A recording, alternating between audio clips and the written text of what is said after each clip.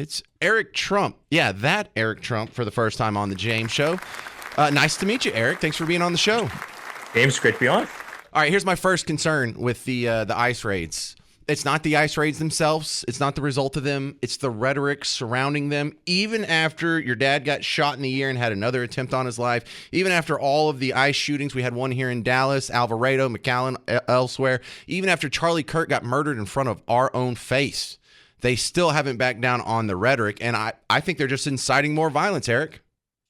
There's no question, James. There's no question there. It's the entire point of the book that I just put out. I just put out a book called Under Siege. You went to #1 on Amazon. It's killing it, and that's exactly it. Their entire platform, James, has been to go after the movement, to go after us as a family, to go after my father, to go after all of us, to debank us, to lay siege to the Conservative Party, to lay siege to everybody who has a loud voice.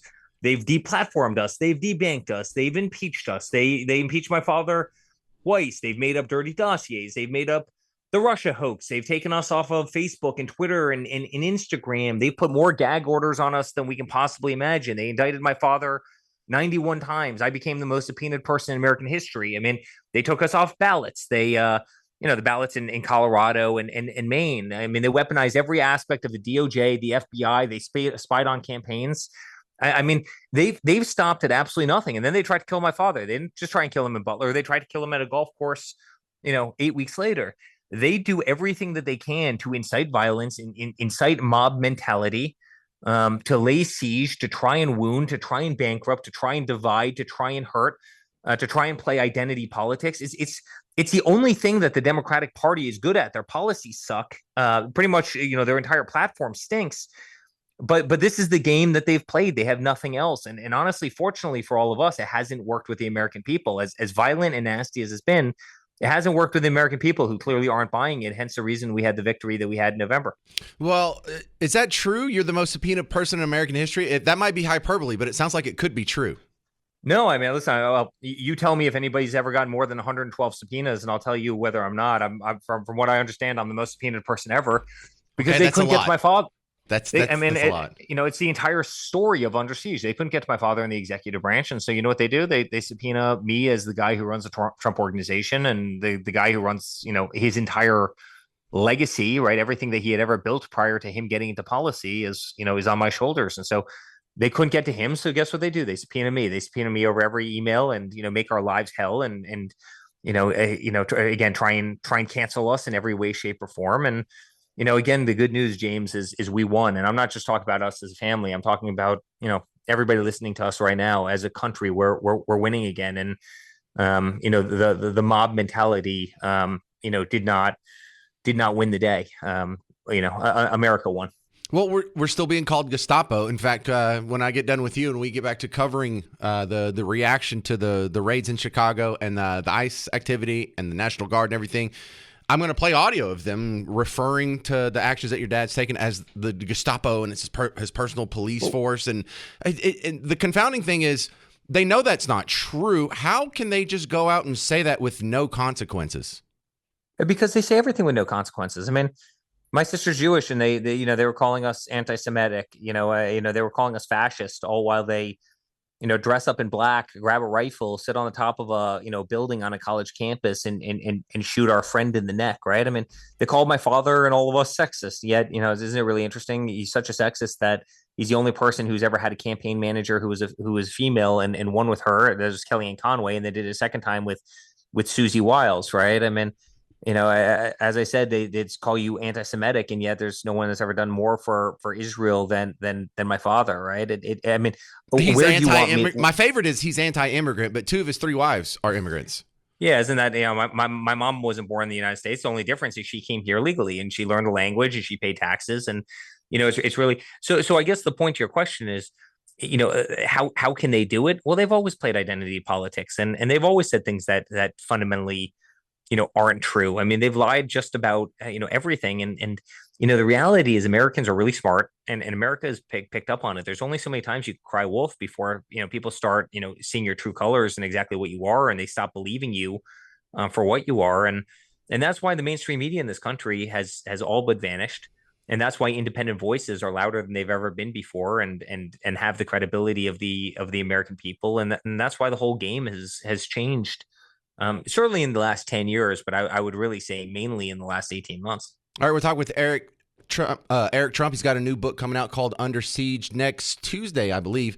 We're in the middle of a shutdown. Let me poke at you a little bit here, because I find this whole shutdown fight disappointing. You know they're going to fight you whatever you do. Why aren't we having more cuts in the budget that's coming from Team Red? Yeah. Well, I think we are. I'm not sure if you saw that tweet a little while ago. It was, I think, last night or yesterday afternoon, where my father goes, "Thank you so much for giving me this unbelievable opportunity to get rid of all these worthless agencies that are doing absolutely nothing and are still being run by the Democrats and only help subvert democracy." I mean, look at what my father did with USAID. I mean, he literally cut an agency. This is hundreds and hundreds and hundreds, it's billions of dollars a year, obviously. That not only was just handing out U.S. taxpayer, dollars to every worthless cause around the world, but also, funding so much of the anarchy, the 2020 riots. I mean, USAID was behind all of that. And so he's cutting the hell out of these agencies, but literally, I think he's using it as a gift right now to divert funding from so many, worthless programs that he wouldn't have otherwise been able to shut down, because now he gets to control exactly the purse strings and where mandatory spending goes. All right. Well, I'm going to be a hard case on balancing the budget, but there's no doubt that even though the Republican budget is disappointing, the Democrat budget is just off their rocker. So, Eric, one of the reasons you're on, of course, you can talk about all the things that are going on in the news, but more importantly, you've got a book coming out next week, Under Siege, My Family's Fight to Save Our Nation. So tell me about this book. What made you write this book and what's in it? Well, listen, I wrote the book because I want everybody to know the siege. I want them to know what the fight that the Republican Party was under, the fight that every person probably listening to your show, because obviously you're fully in the right camp, was under, but also all the inside stories about the family, about the trials and tribulations, what they tried to do, how they tried to take us out, and the fact that good can prevail over evil, and that's exactly what we did. That's what we did as family. That's what we did as a country. That's what we did as a movement, and the benefit of everybody's loud voice, is as difficult as it was, as many arrows as every one of us took, we're winning right now. And so, I think we need to send a statement. I think we need to send a statement to the corrupt media, the corrupt establishment. And that's why this book went to #1 almost instantly on Amazon. I was so proud. I was always considered myself a builder, less a writer, and I put my heart and soul into it. I wrote every single word in this book, and as I said, it's going to ruffle some feathers. There's no question about it, but it instantly hit #1 in the charts, across the board. And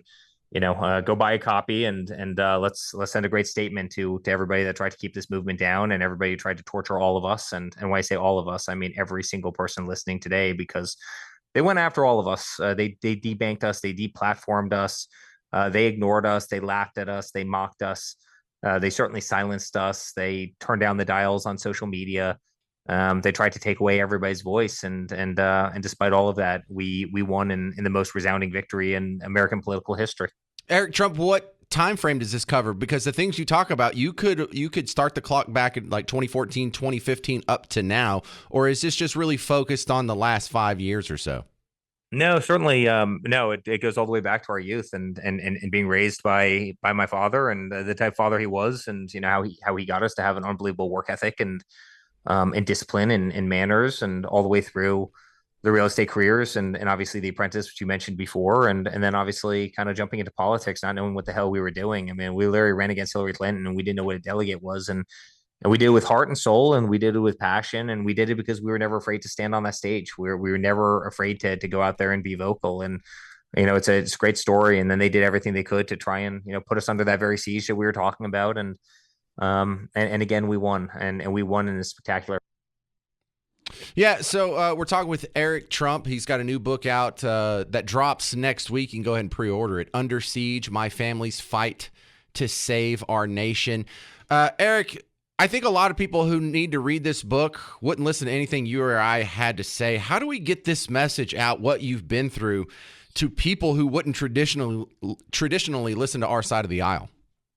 Well, honestly, buy in and send a copy. I mean, I'm this entire week I've been hearing about Comey. How dare you weaponize the justice system? First of all, it seems to me that he more than lied to your great senator from the state of Texas, Ted Cruz. But weaponize the justice system. I mean, they were raiding our homes. They were spying on our campaigns. They were making up paid for dirty dossiers by Hillary Clinton saying my father was doing unthinkable things. They were leaking to the FBI that we had servers, communicating with the Kremlin. They were taking us off of ballots. They were locking us in courtrooms. I mean, James, I probably spent $400 million to defend ourselves against BS, against nothing, against having never done anything wrong. And and then you look at Hunter Biden, right? Drugs, laptops from hell, all sorts of things. And, I mean, could you imagine if I was Hunter Biden, I would have been in jail for the rest of my life. And so I find the narrative so interesting and so humorous when they say you're weaponizing the Justice Department, because that's all the Biden administration did. I mean, when they sent 30, when I was the guy that got the call when 30 agents hit the gates at Mar-a-Lago and stormed into our property, demanding that we turn off all our security cameras, I spent a lot of time writing about it in the book. Give me a break. And that came at the direction of Merrick Garland. That came at the direction of Joe Biden.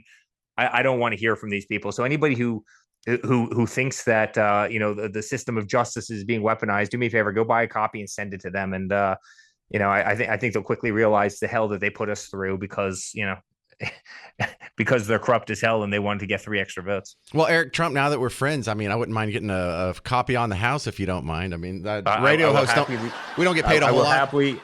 I will happily send you one, my friend. All right, can I ask you a personal question here? Because I read somewhere that being raised by your mom, you and your brother speak Czech.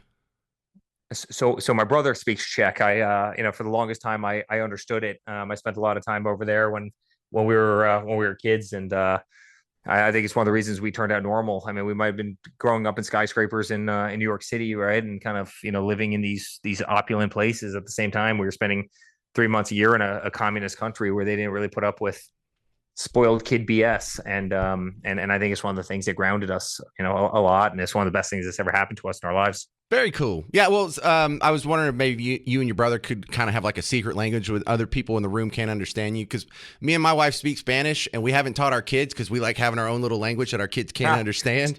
So you can plot against your children. I need to do that with my wife. It's that come in handy from time to time. Yeah, well, we did it too much, and now my oldest is learning, and we kind of have to stop there. But hey, I look forward to the book. This is Eric Trump. The book is Under Siege: My Family's Fight to Save Our Nation. It's going to have all kinds of good behind-the-scenes stories and info that you're never going to hear from the outside world. So, Eric Trump, I really appreciate the time being on WBAP, sir. James, great to be on. The James Show Podcast.